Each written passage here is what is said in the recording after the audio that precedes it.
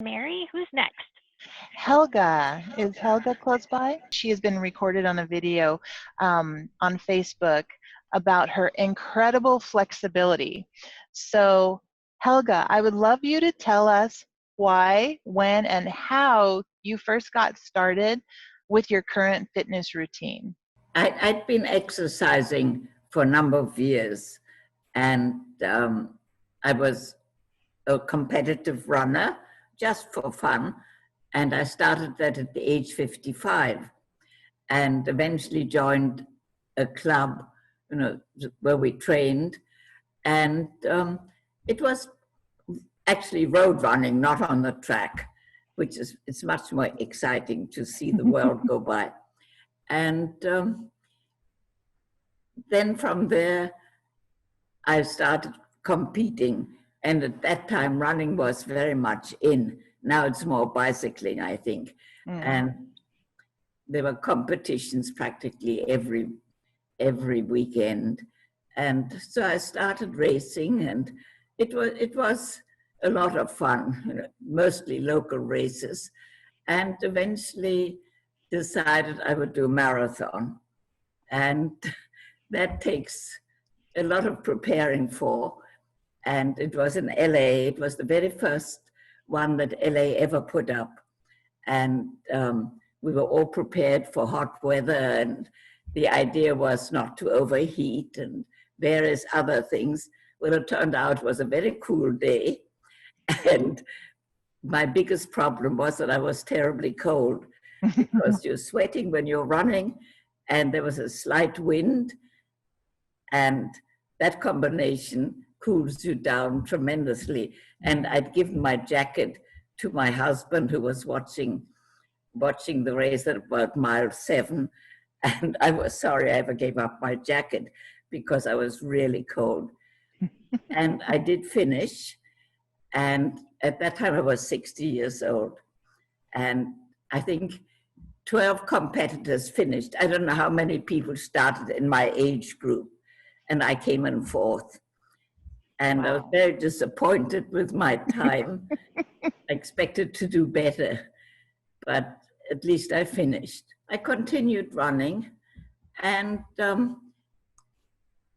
then I started going to the gym at City College here, Santa Barbara City College. And it was an open gym, and I would take enough classes that gave me access to the gym, and mainly working with the machines. And I think that really built up my strength a lot. And then when I was alone and time was getting short and I couldn't exercise 3 dogs and myself, I eventually retired at Vista.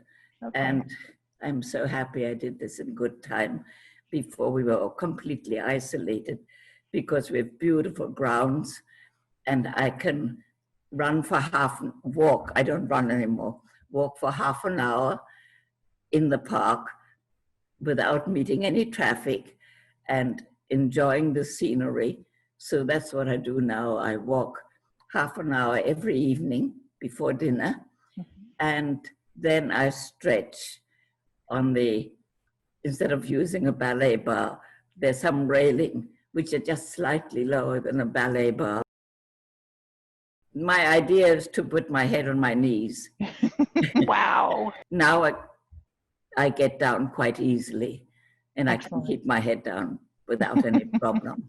You told me your secret for remaining fitness or physical and active, and that was classes.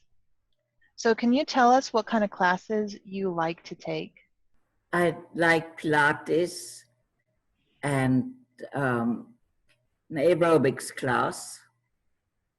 And I found the classes make a lot of difference because the competition makes me go longer than I would by myself.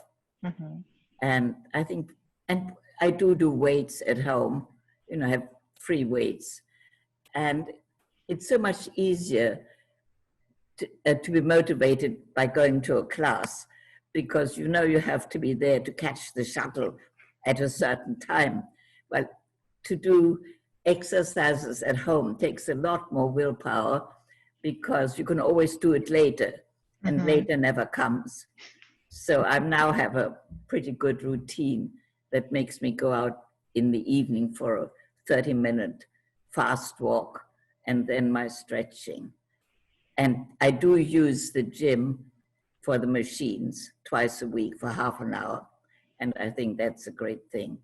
But I do recommend classes, especially for beginners. I'm very fortunate that I'm probably a little more fit than most people, but I do take whatever is available, because it's nice to see other people, even at 6 feet apart. And I do walking class and the exercise class, 15 minutes, which covers a lot of necessary muscles that we need to use getting in and out of a chair, and balance. So whatever is offered, I have plenty of time now. I join if I possibly can. Thank you for that. That is such an inspiration.